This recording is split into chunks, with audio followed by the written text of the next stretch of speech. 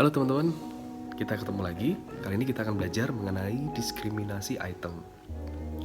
Jadi diskriminasi item adalah sebuah konsep yang menjelaskan bagaimana sebuah item dalam tes mampu menghasilkan respon yang akurat sehingga mampu untuk menunjukkan perbedaan perilaku, pengetahuan, atau karakteristik lainnya pada peserta tes. Diskriminasi item menjadi kualitas yang sangat penting untuk dimiliki sebuah tes. Tes yang baik mampu menghasilkan respon yang berbeda-beda sehingga dapat mengevaluasi kemampuan individu. Nah, ini berarti setelah seluruh peserta mengerjakan keseluruhan item tes, kemampuan masing-masing individu akan terlihat berbeda satu dengan yang lainnya.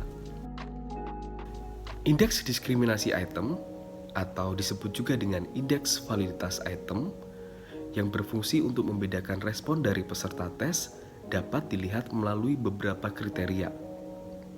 Yang pertama adalah kriteria internal, yaitu memvalidasi item tes dengan mengkorelasikan skor item dengan perolehan skor total. Misalnya, Andi sedang mengikuti tes untuk mengetahui tingkat kecemasan yang dialami. Pada salah satu item, misalnya, tangan Anda gemetar saat harus berbicara di depan banyak orang. Andi memperoleh skor 4. Skor pada item ini kemudian akan dikorelasikan dengan perolehan skor total kecemasan Andi. Nilai korelasinya tinggi, maka dapat dikatakan bahwa item tersebut mampu mendiskriminasikan antara orang yang cemas dan yang tidak. Kemudian kriteria yang kedua adalah kriteria eksternal. Misalnya, tes untuk mengukur kecemasan diberikan kepada kelompok orang yang cemas dan tidak. Jika skor item tersebut tinggi pada kelompok orang yang cemas dan rendah pada kelompok lainnya, maka item tersebut dapat membedakan antara orang yang cemas dan tidak.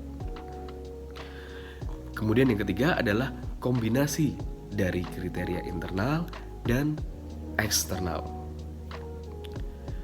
Pemilihan kriteria dalam analisis item tergantung pada tujuan dari alat tes itu sendiri. Misalnya, tes ability. Tes ini membutuhkan kriteria yang berkaitan dengan cakupan kemampuan atau skill yang ingin diungkap.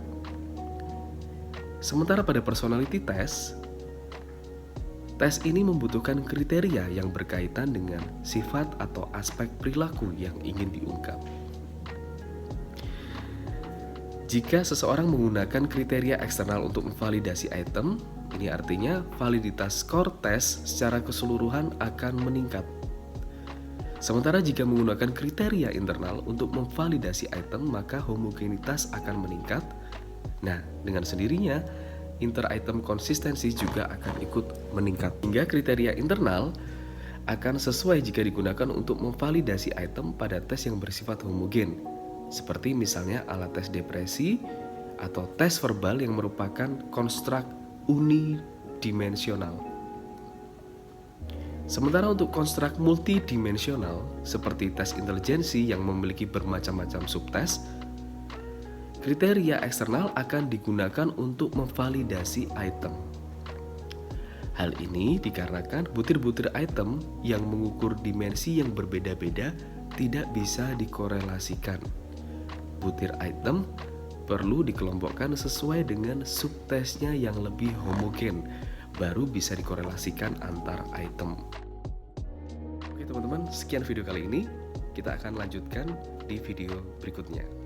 Terima kasih.